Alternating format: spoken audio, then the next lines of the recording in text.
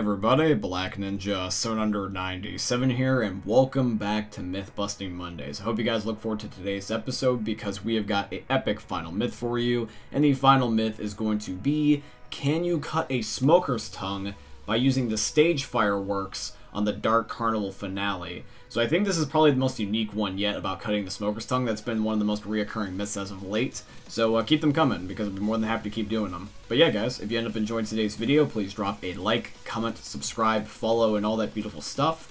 But yeah, guys, I hope you end up enjoying this week's episode of Myth Busting Mondays. Myth: can a zombie that's set on fire by incendiary rounds light a nearby gas can on fire? Okay guys, so myth number 1 is submitted in by Wilder Bump 7. Now Wilder Bump, I wanted to mention something really quickly about your myth before we actually get started with it. Is I noticed that you didn't specify common or uncommon or even special infected within your myth. You basically just say zombie. So we tested this on a variety of different special infected just in case you only happen to end up meaning one and not all of them, and that way we cover them all. Because certain infected, like let's say for example the common infected, they die instantaneously, even to the weakest of guns with incendiary rounds. They can't even survive long enough to light a nearby gas can on fire, nor does their dead corpse do so. So if it was just the common infected, the myth would just be flat out busted. But if that's what you meant, then I hope you don't mind that we include some extras. So here's one of the uncommon infected that we try to use. We try to use the riot gear zombies because they're the most covered, but even with like a weaker gun, like let's say the suppressed SMG, with incendiary rounds, they still die really fast.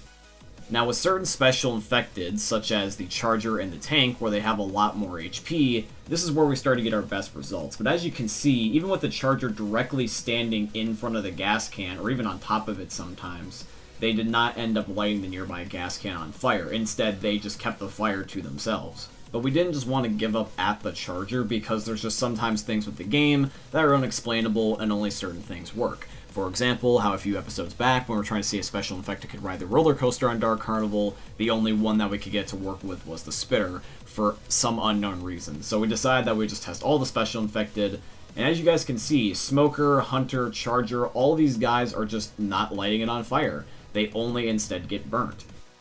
I mean, hell, even the Tank, who has the biggest surface area of all the special infected, even he could not get the gas can to light on fire by just standing next to it. I think that this myth, for the most part, is basically busted because we just cannot end up getting it to work in the way that I imagine that you were thinking when you wrote this myth. Although, before we do conclude with the myth, I do want to show you something that I just thought was interesting, which is this right here. How that the witch, if you end up startling her, that if you end up having a gas can nearby, she will swipe at it trying to hit you, and it can actually cause it to blow up.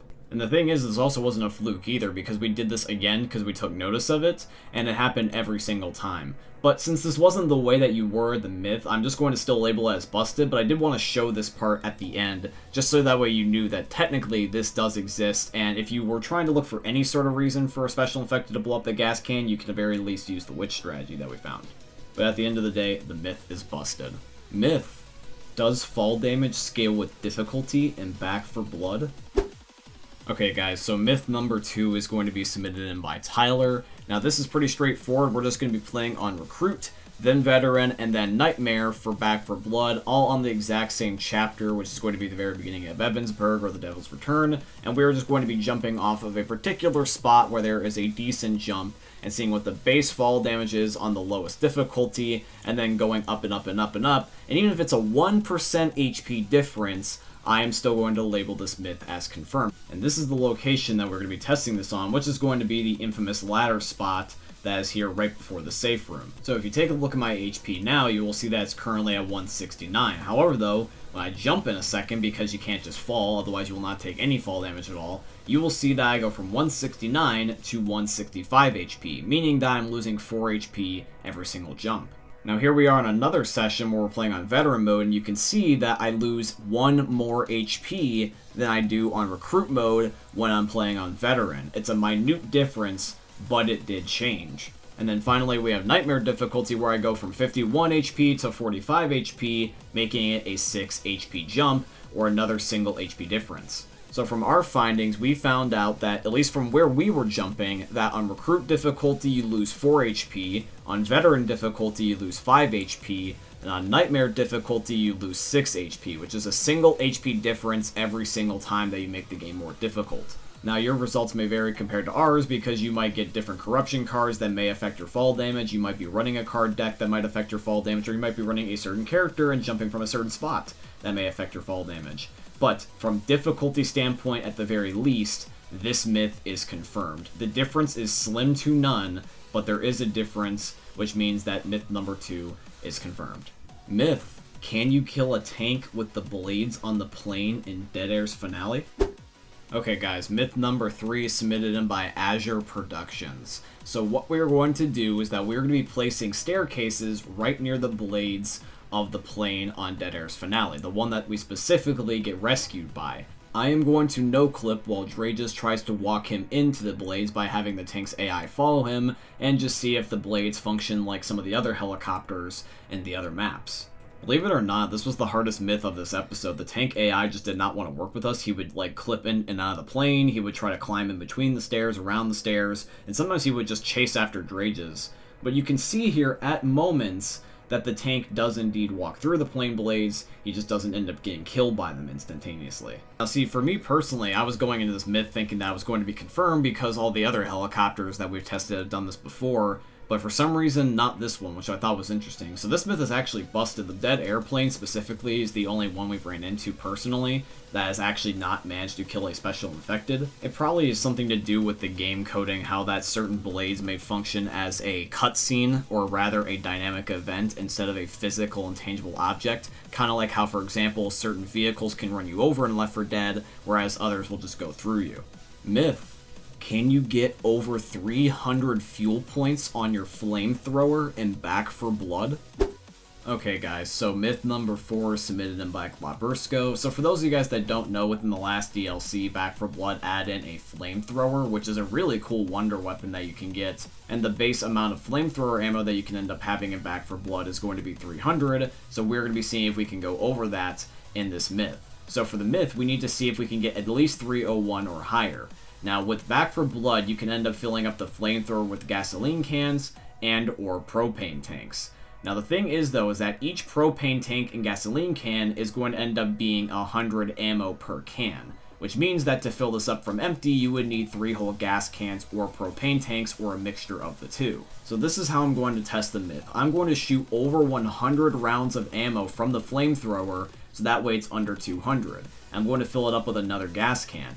If the gas can does not take it back to 300 and it's just short, the myth is going to be busted. So here we go with the gas can, and we only end up getting 297, which means that the gas can, once again, like it was designed to, only gave us 100 refillable ammo, which means that this myth is going to end up being busted. You cannot go over 300 ammo for the flamethrower in Back 4 Blood. But I will say this, is that regardless of this feature, the flamethrower is one of the best weapons in the entire game. So if you find this, regardless of whether or not that this is going to end up being running out of ammo constantly, you should take the flamethrower. It's just that good. Okay guys, so now we move on to the final myth, and once again it is going to end up being, can you cut a smoker's tongue with the stage fireworks that are on the Dark Carnival finale? So let's swap back to Left 4 Dead 2 and see if whether or not that this myth is confirmed or busted. Myth: can you cut a smoker's tongue with the stage fireworks on the Dark Carnival finale? Okay guys, so the final myth is actually going to end up being a team myth, which basically means that all the Mythbusters together came up with this idea. Nobody wanted to take credit for it, and instead we just decided to share it as a group. So this is what the final myth is going to be. So we are going to, once again, like I said, use the stage fireworks. So this is going to be specifically the stage fireworks that happen from the button that you press near the microphone, not the ones that are in the box just in front of the microphone. I thought I should clarify that. So we're going to spawn in a smoker across the stage, and then we're going to be having me and Drages stand on the platform where the band would sing. While we have the fireworks active, if the smoker grabs us, we want to see if whether or not the tongue will break before it can grab us, if it will break after being in the fireworks for a while it's trying to pull us, or if the smoker can just pull us through the entire thing and it does not affect him at all. So me and Drages are on the stage now, and we are going to end up activating the fireworks, and then right afterward, I'm spawning in a smoker. So here we go, there's one on the stage, me and Drages are right behind the fireworks, it grabs me, but the smoker's tongue did not break. It actually managed to completely pull me through. So let's end up trying this a second time just to make sure if this is going to end up being consistent. So here we are behind the fireworks again. This time it grabs Drages, and once again, it still managed to pull him through clean, nothing out of the ordinary.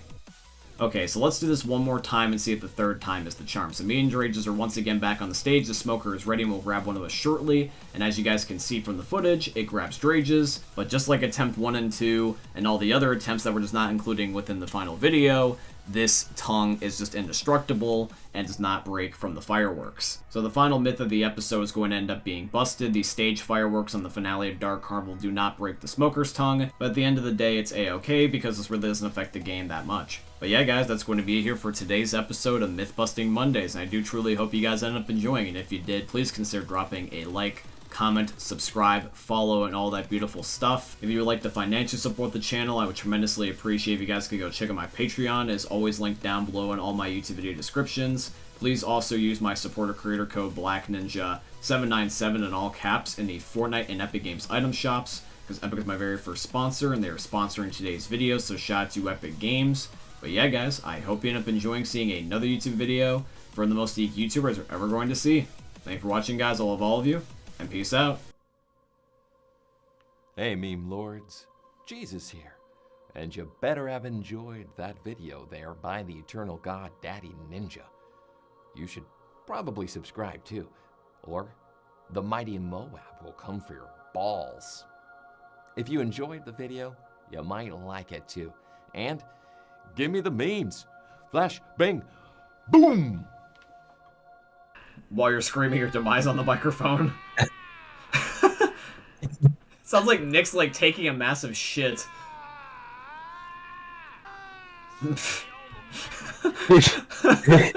Woo! You guys rock! Encore, encore.